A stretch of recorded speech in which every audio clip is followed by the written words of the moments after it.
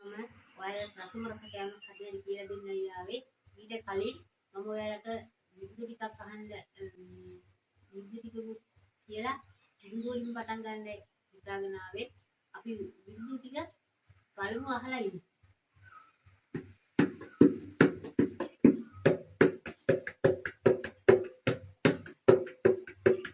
මෙහෙන් එකක් ගහනවා මෙහෙන් එකක් ගහනවා පහුවදාට මිල දර්ශනේ ආහත උතට නගිනවා ආහත උතට නගිනවා මිල දර්ශනේ නගිනවා ආර්ථිකේ බහිනවා මේ පාරත් අවුරුද්දට බඩේ පාර වදිනවා බඩේ පාර වදිනවා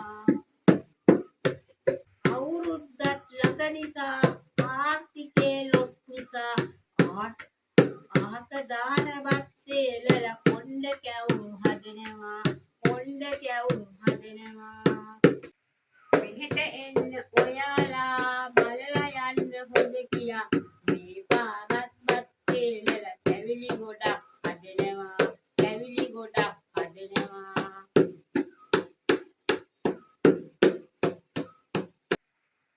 එන යාළුවනේ අද මම ඔයාලට රසමස කෑමක් හදන්න කියන්නයි ආවේ. අද මම ආවේ ඔයාලට බත් තෙලපුවෙන් අහක දාන බත් තෙලපුවෙන්ගෙන් බත් තෙලප වීලා බැදලා කොටලා ඉවරයි කොණ්ඩ කැවුම් හදන හැටි තමයි හදන හැටි කියලා දෙන්නයි අද මම ආවේ. මේ තියෙන්නේ කලින් වීලලා බැදලා කොටාගත්ත බත් වීලපුව තමයි මේ තියෙන්නේ. අපි තව ඒකට එකතු කර ගන්නවා කොණ්ඩ කැවුම් හදන්න එකතු කර ගන්නවා ලුසු වලපයක් දානවා පොල් දානවා සීනි දානවා මාජරින් දානවා ඒව දාලා තමයි එකතු කරගන්නේ. තව තෙල් පොල් තෙල් ගන්නවා මේ තියෙන්නේ අපි කලින් තෙල් ටික තාච්චි දාගත්තා තෙල් එකතු කර ගන්නවා. අපි දැන් බලමු බත් තෙලපේ කොණ්ඩ කැවුම් හදන්නේ කොහොමද කියලා.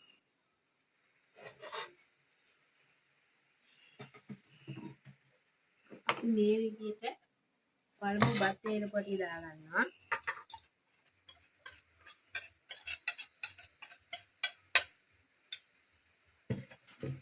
ඊගාට පොල් ටික දාගන්නවා.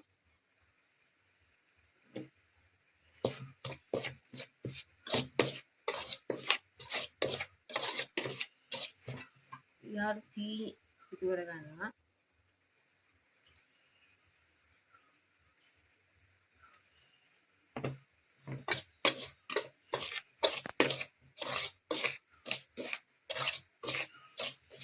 තව ලුණු ස්වල්පයක් දමා ගන්නවා.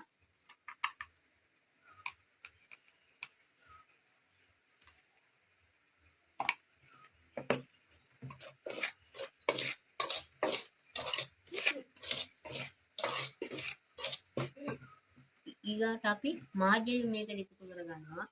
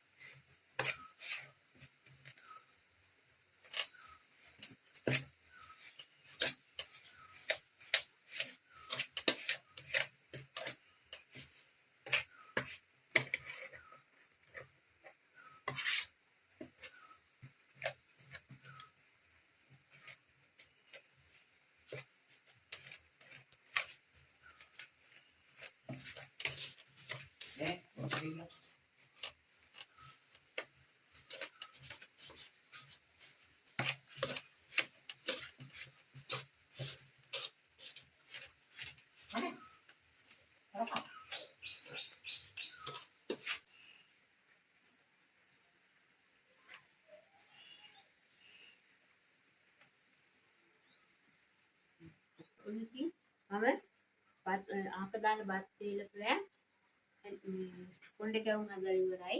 මේ තියෙන්නේ බත් තෙලපුවෙන් කොණ්ඩ හදාගත්ත කොණ්ඩ කැවුම් ටික මේ විදිහට තමයි කොණ්ඩ කැවුම් හදන්නේ.